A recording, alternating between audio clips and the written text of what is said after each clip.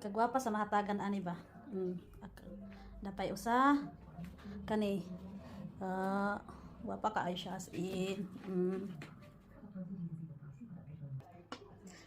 Guys, diri sa UK karon ang last day sa eskwela. So sa Damara, iyang i-treat iyang teachers of